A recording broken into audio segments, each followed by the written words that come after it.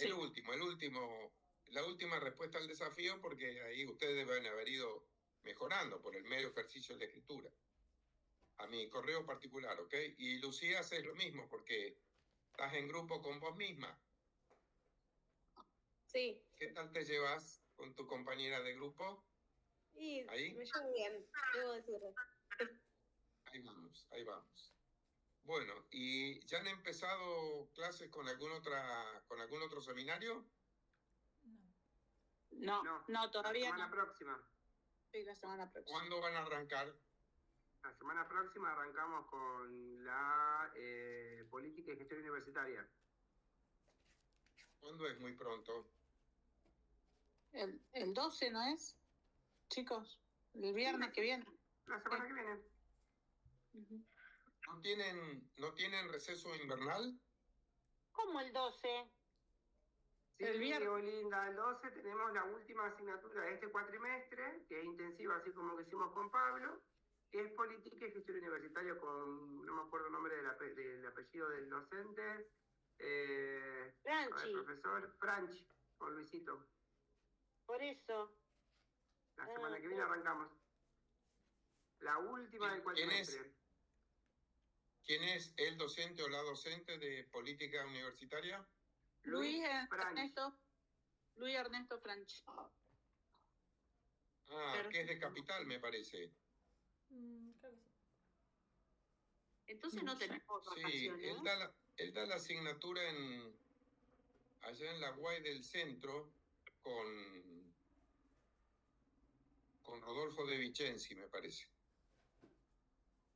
Y salúdenlo está lo cierto, profesor, dan juntos. Y el final o el examen final se rinde con ambos. Salúdenlo de mi parte, díganle que lo tengo en alta estima y que lo recomiendo a ustedes. Bueno.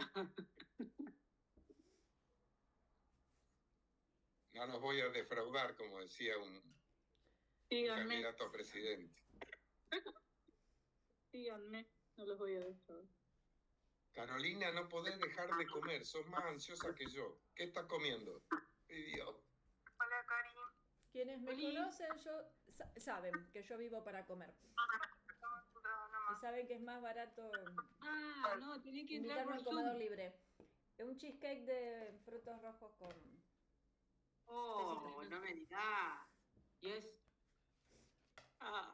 Yo quedé acá de casualidad solamente para avisarte a vos. Cari está hablando acá y allá. Es que Mariel entró por mi guay. Sí. Claro, sí. Y yo quedé sin querer y ahora dije que estamos por Zoom. Vamos a aprovechar de acá a las 20. A las 20 van a entrar algunas y algunos profesores de las universidades Bernardo Higgins y Santo Tomás, ambas de Chile, ¿ok? Y no sé si habrá alumnos también de esas dos universidades. La idea, estimo que ustedes ya deberían de saberlo, vamos a intercambiar opinión, información y conocimiento sobre el sistema de reconocimientos, ¿no? O sea, no hay internacionalización sin movilidad física o movilidad virtual, y para que haya movilidad tiene que haber reconocimiento de estudios, ¿no? Es decir, si nosotros llamamos un gasista a nuestra casa, como va a tener que hacer Karina, ya sabe que las herramientas que va a usar en tu casa son las mismas herramientas que usa en cualquier otra casa o en otro departamento o en una obra en construcción. Es decir, está estandarizado de manera tal. ¿Cómo le va, Mariel? Buenas noches. No se escucha. Digo que perdón la demora. Buenas noches. ¿No se escucha? Sí, perfecto. Ahí. ¿Qué tal, Luis? Buenas noches. Buenas noches. Y Felipe, hasta que no choque, no va a dejar de mirar en el auto. ¿Será posible, eh? Bueno, me pone nervioso ese muchacho. Bueno, entonces, sin movilidad no hay reconocimiento de estudios, y para que haya reconocimiento de estudios con la movilidad tiene que haber convergencia de planes de estudio y normas regionales de países vecinos, en el caso nuestro de los que integramos el Mercosur, de IESAL UNESCO, y finalmente hay una convención internacional del año 2019. Muy bien, pero entonces vamos a aprovechar este rato que tenemos, poquito más de media hora. Eso es lo que vamos a charlar con los y las visitantes extranjeros. Entonces, vamos a aprovechar estos 30 minutos aproximadamente que tenemos disponible. Como siempre, ustedes, si se tienen que levantar y hacer una otra cosa, ya el presente está. Claro que me gustaría verlos y que se queden. Entonces, vamos a repasar un poquito respecto de algunas cuestiones que vimos muy a la ligera el viernes pasado. No vimos muy a la ligera, sino muy rápidamente. Es una expresión más correcta. Entonces, yo voy a la unidad número 4. Ustedes la deben tener disponible. Sí. La multiculturalidad. Usted lo ha dicho. Ok. ¿La están viendo delante de vuestros ojos? Sí. Ok. Vamos a avanzar un poquito. Bien. El enfoque multicultural. O sea, trato, yo siempre consigo, de no perder la perspectiva que ustedes van a ser graduados de una especialización en docencia universitaria. Las razones por las que están estudiando son insondables y yo conozco unas pocas, ¿no? Algunos porque son docentes y pretenden mejorar su formación. En otros casos, impelidos, acicateados por la propia institución donde trabajan, que les recomiendan dentro del régimen laboral, se lo imponen, que tienen que tener una formación docente. Bueno, y algunos lo hacen simplemente por curiosidad. Desde ese punto de vista, nosotros sabemos que venimos de una etapa que terminó en los 70, creo yo, terminó en los 70, y con el retorno de la democracia en los primeros años de la década del 80 dio un giro radical, en el sentido de que el estudiantado universitario ya no tuvo como único paisaje a los jóvenes varones de entre 18 y 25 años, que aún viven con sus padres, solteros, de dedicación exclusiva al estudio, ¿no? Poco a poco, y cada día más, sabemos que nuestras aulas, las aulas físicas y las aulas virtuales, han incorporado mujeres. En algunas carreras son de mayoría abrumadora, hay personas con discapacidad, hay miembros de otras etnias, hay estudiantes que son extranjeros, adultos que trabajan y que con horarios especiales, con la modalidad virtual, han vuelto o están estudiando en una institución de educación superior por vez primera. Y eso nos impone, si queremos ser respetuosos, digamos, de ese paisaje variopinto, intentar a que todo el alumnado pueda prosperar, a considerar los distintos ritmos de avance, las formas de enseñanza, los mecanismos de evaluación, y en particular, en el caso de la República Argentina también es notorio, que lamentablemente con el retorno de la democracia también ha habido un aumento del empobrecimiento y las brechas sociales y económicas han crecido. Hay algo que se conoce como el coeficiente de Gini, con G, Gini, en italiano, GE y GI se pronuncian G y G respectivamente. Si alguno tiene un abuelo italiano, Genaro, es Gennaro. Y el coeficiente de Gini lo que mide, con una operación matemática, cómo se distribuye la riqueza en un país, ¿no? Y bueno, el coeficiente de Gini para la República Argentina, paradójicamente, con la democracia se ha ido agravando, y eso lo que hace, lamentablemente, es que las propuestas de solución mesiánica tienen un raro atractivo. Es decir, cuando nos dicen a nosotros que esto se resuelve con 2 o 3 recetas fáciles de implementar y en un lapso relativamente corto, tendemos como sociedad a confiar en eso. Pero lo que sí es cierto que en el interín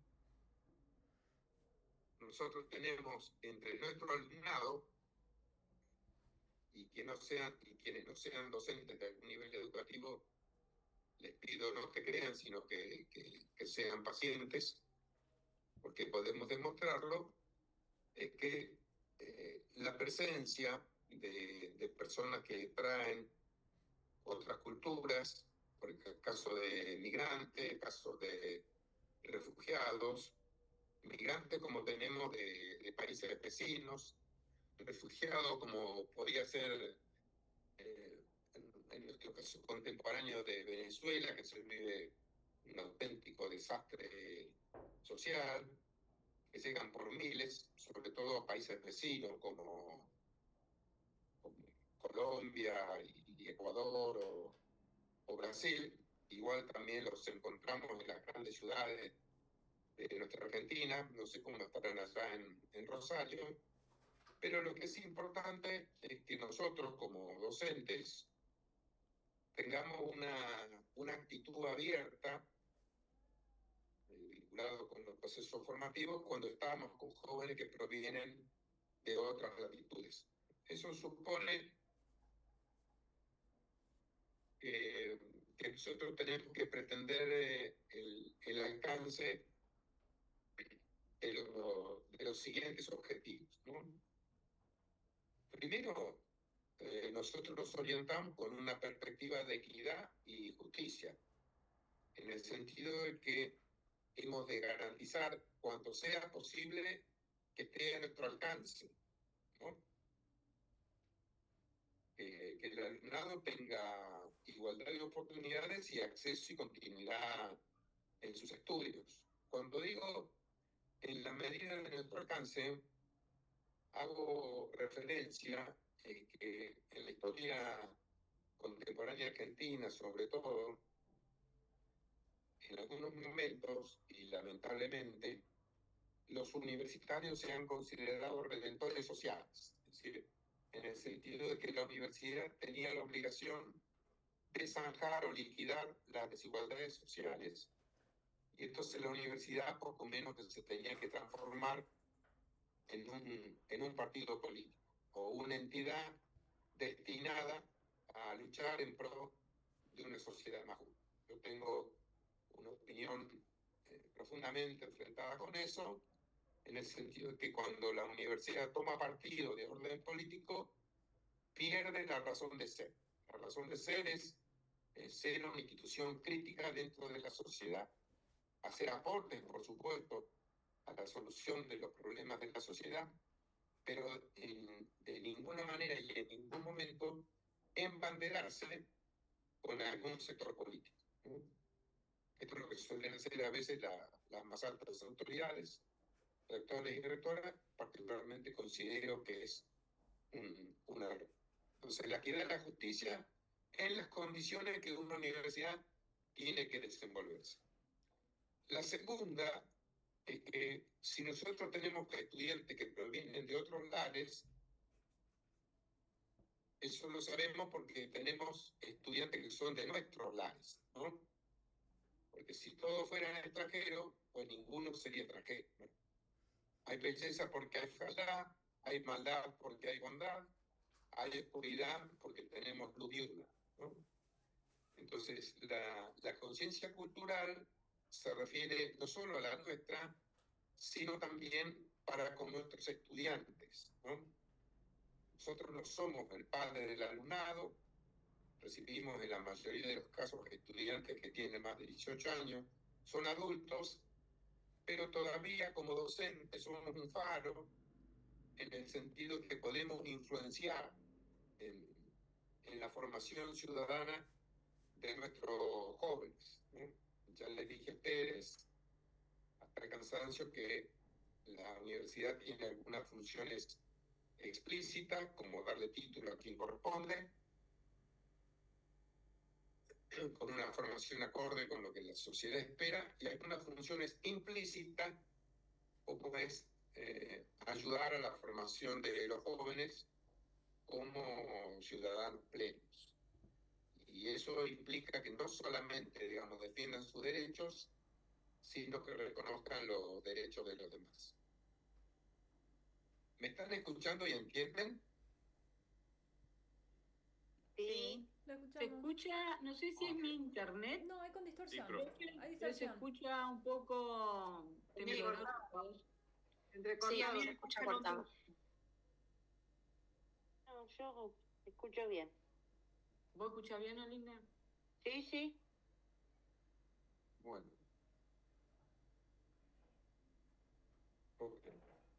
Y el tercer objetivo, bueno, de alguna manera vinculado con el previo, es decir, además de crear conciencia cultural, que nuestros jóvenes y nosotros mismos tendamos a la incorporación de una suerte de competencia intercultural, es decir, prepararnos y preparar a nuestro estudiantado para actuar de manera apropiada con personas que no son como nosotros, ¿no?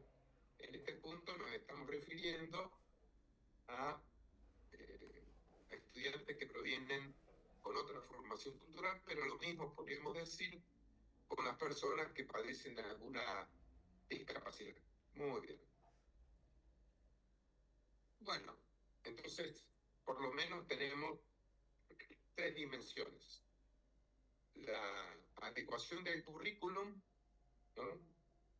Que esto es lo más difícil, o sea, se reconocen como reformas de primera, segunda y tercera generación.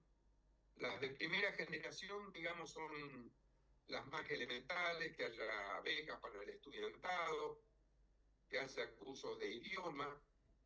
Las de segunda generación, que tengamos tutores que ayuden a las personas que vienen de otras latitudes o de otra cultura a los fines de un mejor rendimiento. Y la reforma de tercera generación es la que se conocen como la modificación del núcleo duro, es decir, la modificación de las asignaturas. Como es, por definición, la universidad un ámbito profundamente horizontal antes que vertical, como puede ser, digamos, las Fuerzas Armadas, ¿no? Las órdenes que se imparten rara vez se desobedecen, salvo que vaya en violación de la propia Constitución y otras leyes que los estados se hayan estado dando. En el caso de la universidad, para que alguien lleve adelante una iniciativa hay que convencerlo, no sirve de nada amenazarlo con una sanción. No solo a la docencia, tampoco al estudiantado y al personal. Y uno de los aspectos más difíciles de modificar son los planes de estudio, ¿no? Algunos de ustedes son docentes universitarios, ¿es así? O de colegios secundarios o de terciarios. Sí, profe. Bueno, cuando se convoca periódicamente a reunión a la reforma de los planes de estudio, si uno le consulta individualmente a cada docente, va a decir, no, es importante, sí hay que modificar el plan de estudio porque es muy antiguo, hay que incorporar otras modalidades de enseñanza, otros contenidos, abandonar otros incorporar tecnología, pero mi materia no. O sea, todo tiene que cambiar menos la materia que yo estoy dictando, con lo cual se transforma en un juego de suma cero, es decir, todo tiene que cambiar menos lo que yo hago, ¿no? O se reforman los planes de estudio para aumentar la carga horaria, ¿no? Rara vez para disminuirlo, ¿por qué? Porque, bueno, también están en tela de juicio la continuidad laboral de las personas. Y bueno, acá hay un típico caso de colisión de intereses entre los de los estudiantes, de contar con un currículum actualizado a los tiempos que corren, y de los docentes sostener, digamos, su trabajo. Bueno, eso se resuelve también con procesos de readecuación. Pero, digamos, uno de los aspectos sensibles es la reforma del currículum para incorporar la perspectiva multicultural. No en una asignatura, sino a lo largo y a lo ancho del plan de estudio. Se impone también la capacitación docente, porque no pueden ser arrestos individuales, o sea, que haya docentes con más conciencia que otro, con más habilidad y con más actitud que otro. O sea, tiene que haber primero una voluntad institucional, y que la voluntad institucional se transforme en planes de formación docente que sea de carácter obligatorio. Entonces las instituciones tienen que combinar, si dicta un acto obligatorio, tiene que haber una recompensa, ¿no?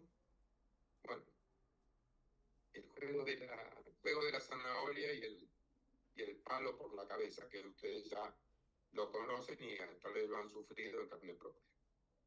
Y por supuesto que también hay actividades extracurriculares que se pueden llevar a cabo con la población estudiantil que no es nativa, de manera tal que haya otros aspectos entre los cuales podamos acercarnos. Muy bien. Bueno, los beneficios.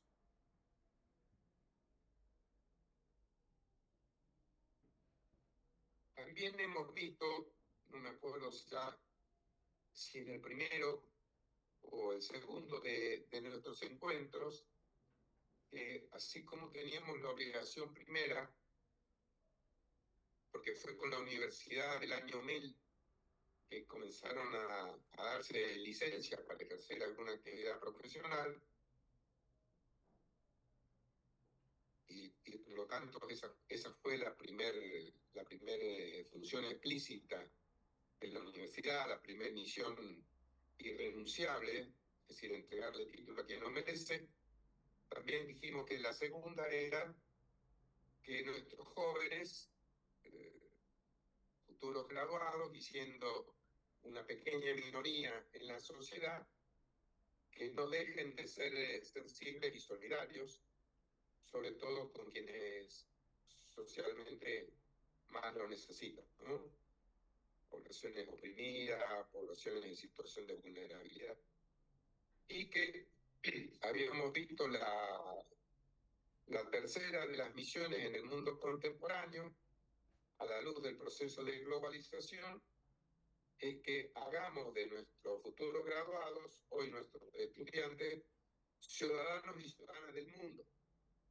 ¿Qué implica eso? No solo el conocimiento de los problemas que hay en algunos rincones del planeta, cómo lo abordan aquellos que van a estudiar la carrera que pueden atender estos problemas, sino que además conozcan lo que ocurre en otras latitudes. Es decir, si tenemos un licenciado en comercio internacional, fíjense lo que les digo, o sea, una carrera absolutamente técnica, y lo contratan en una empresa para aumentar la exportación a China de cubanitos con dulce de leche, ¿de qué tendrá que conocer? A ver, cuéntenme. De cubanito de dulce de leche, porque si no sabe lo que vende. Él va a tener que conocerlo, pero ¿qué va a tener que conocer también? Las leyes de exportación e importación. ¿Y qué más? la característica del mercado chino para venderles. El idioma. Bravo. Primero que no esté prohibido por ley. A veces uno se lleva sorpresas de ese estilo. Y las poblaciones orientales son poblaciones fuertemente disciplinadas, ¿no? Primero le hicieron caso a una emperadora que no conocían, jamás lo vieron.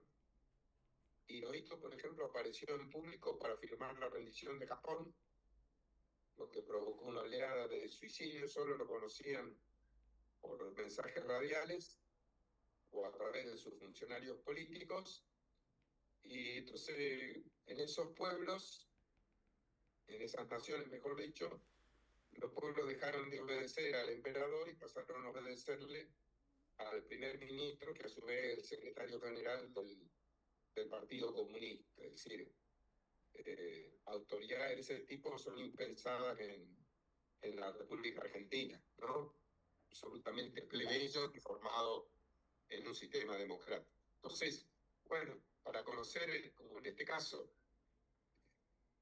la posibilidad de la venta del cubanito con dulce de leche a China, tenemos que conocer primero las normas de aquel país, pero también las pautas culturales de alimentación de los chinos, ¿no? No sea cosa que, por ejemplo, la leche solamente para los bebés y hasta los 6 años, y después no consumen leche por dificultades de abastecimiento. No digo que sea así, es una simple especulación, ¿está bien? O sea que en este caso, un licenciado en comercio internacional tiene que conocer características del pueblo a donde nosotros queremos vender. Por supuesto que también esto provoca reducción de prejuicios. En la medida que nosotros conocemos la cultura de otro pueblo y encontramos las razones de por qué tienen esas pautas culturales, ¿no? Así como nosotros nos decimos, a mí me da un poco de pudor, ¿no? Porque yo soy el profe y ustedes son los alumnos, pero ¿qué palabra que es una ofensa lo decimos como un gesto de cariño? ¿Lo digo? ¿Eh? ¿Cómo? ¿Qué palabra? Sí. Hijo de...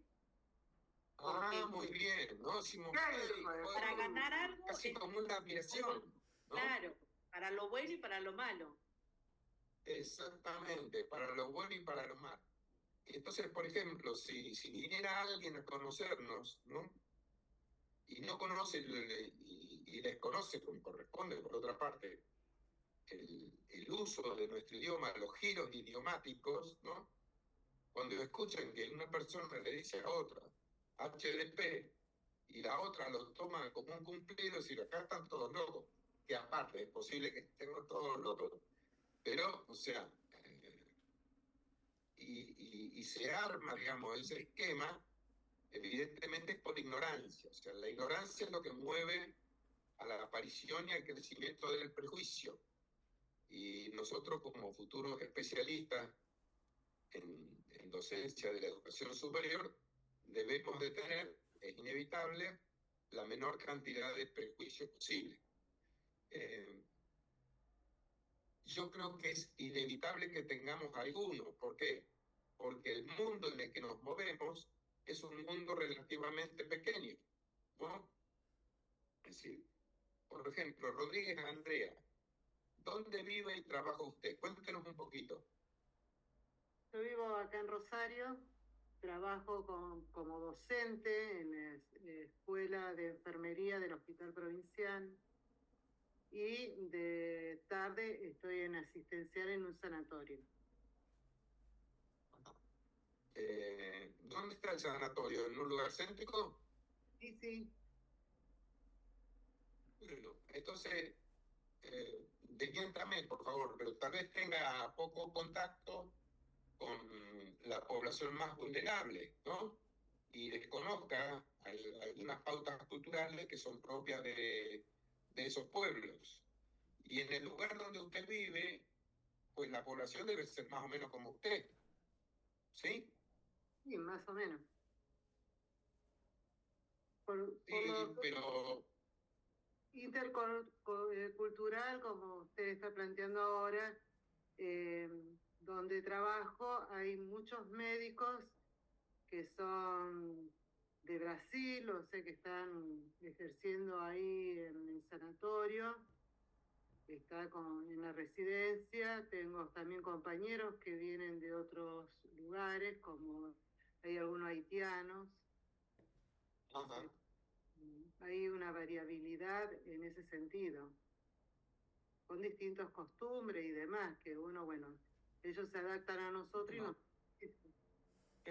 Y a usted le llamará la atención, Sí. como a cualquiera, ¿no? Le llamará la atención y a algunos les gustarán esas costumbres un poco más y a otros les gustarán un poco menos, ¿no? Que ir a Unas les resultarán simpáticas y otras les parecerán tal vez abominables, ¿no? Y confiará que con el paso del tiempo en la República Argentina se le va, ¿no? Eso es lo que yo digo, la reducción de prejuicios, que son inevitables, porque el mundo donde nosotros vivimos cotidianamente es un mundo relativamente pequeño, ¿no? Yo saco el auto de mi casa, después que termine con ustedes, mi familia me invitó, igual yo voy a tener que pagar la cuenta, a que han terminado las clases, ¿no? Me invitan a comer. Bueno, ya va a estar oscuro acá, ¿no? Y en el costado de mi barrio hay mucha delincuencia, ¿no?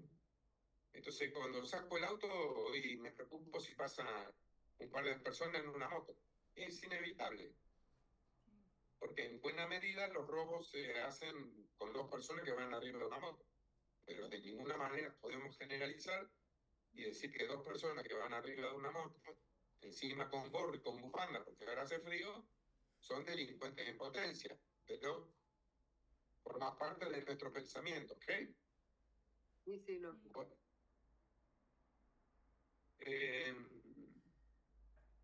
Y de lo que hemos visto hasta ahora, ¿ustedes querrían acotar algo?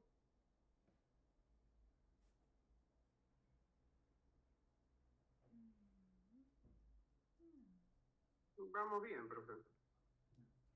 ¿Estamos bien?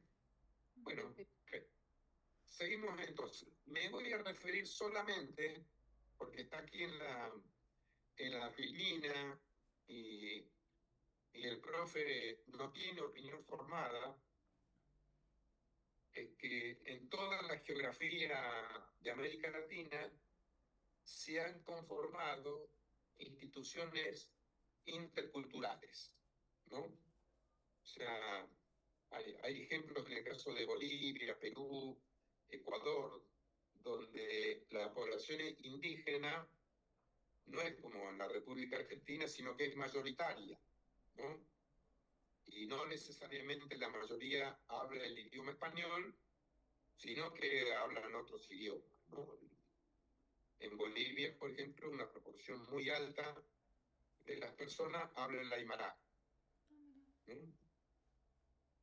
Y entonces tienen muchas dificultades para el aprendizaje en otro idioma. Es como si nuestros hijos de la noche a la mañana fueran a una escuela inglesa.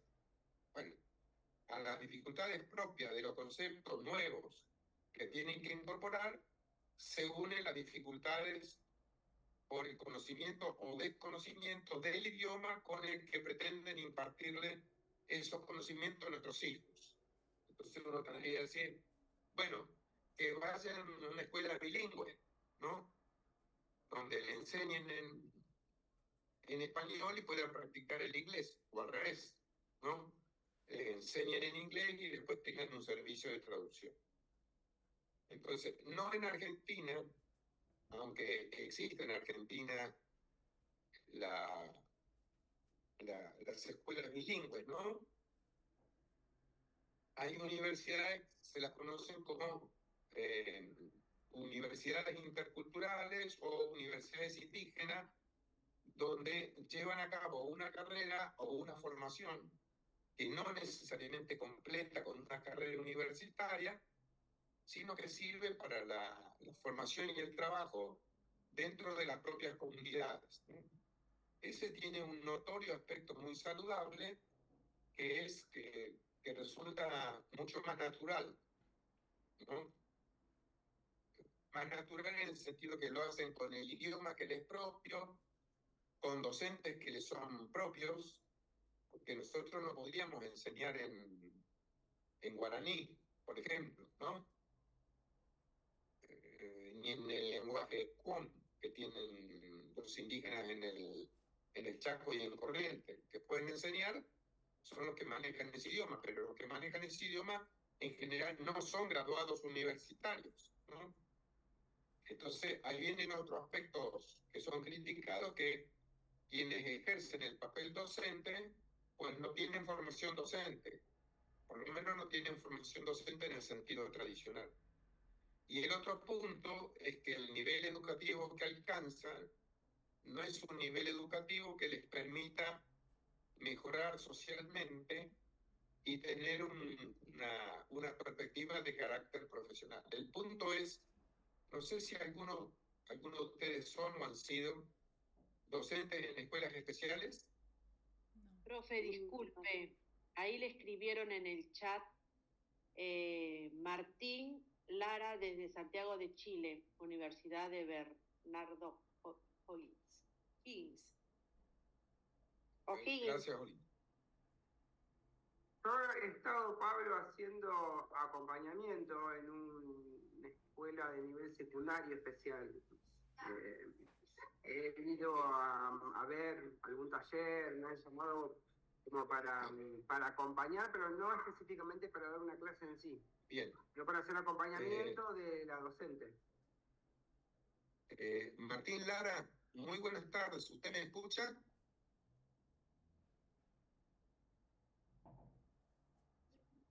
Hola, ¿qué tal? Sí, Pablo, te escuchamos perfecto. Y te debo decir que aquí están junto a mí los colegas de la Universidad Bernardo Higgins, la doctora Paola Huica, el doctor Ignacio Salamanca y también nuestros académicos y compañeros Diego Allende. Bueno, un gusto. ¿Y cuándo empezaron a escuchar? Aproximadamente hace unos 7 minutitos. Bueno, ok. Entonces, permítanme que complete esta idea y si alguno de ustedes quiere intervenir, lo voy a hacer, les voy a dar el pase, solo que antes dejaré de compartir la pantalla para que los podamos ver en plenitud y ustedes tendrán el gusto de presentarse ante nuestro alumnado, ¿ok? Perfecto. Muy bien. Y termino la reflexión. Un instante, vamos a dejar de compartir acá. Ahí está. Un gusto, doctor Ignacio, Hernán, muy buenas tardes. Paola, encantado. Buenas tardes, un gusto para nosotros poder estar aquí compartiendo con ustedes. Bueno, han ingresado anticipadamente, todo perfecto, todo muy bien. Permítanme que complete la idea con el alumnado y después ustedes ingresan en plenitud como cualquiera de nosotros, se presentan y continuamos la charla, ¿no? Puede ser con este tema si tienen interés y si no el que oficialmente vamos a tomar, que tenemos tiempo para ello, es el de reconocimiento de estudios. Lo que quiero decirle a mi estudiantado es que en el caso de las escuelas especiales, el dilema es si las personas que tienen una discapacidad, desde leve hasta muy severa, todos necesitan un establecimiento educativo particular con profesores de educación especial, o en realidad el sistema educativo tendría que hacer el mayor de los esfuerzos para integrar al mayor número de estudiantes en estas condiciones dentro de la educación regular. O sea, que hubiera niños y niñas con discapacidad, hasta donde sea posible, compartiendo aulas, juegos y desvelos con los estudiantes usuales del régimen primario de enseñanza y del régimen secundario de enseñanza, en lugar de estar en establecimientos educativos, porque eso de alguna manera cristaliza la separación social, ¿no? O sea, ya bastante diferenciación tienen socialmente hablando para que a su vez en el sistema educativo continúen separándose, porque es, en mi opinión, digamos, creo que así se cristaliza la separación entre las personas que tienen necesidades especiales de atención de aquellos que en principio no la requieren. Bueno, ahora sí, le voy a pedir a nuestros ilustres visitantes que por favor tengan a bien presentarse. Buenas tardes, Pablo. Primero voy a tomar la palabra, principalmente para saludar a nuestros invitados, a los profesores y a los estudiantes que nos acompañan, y también para recordarle que pongamos en funcionamiento la grabación para que podamos luego poder acceder a ella, ¿sí?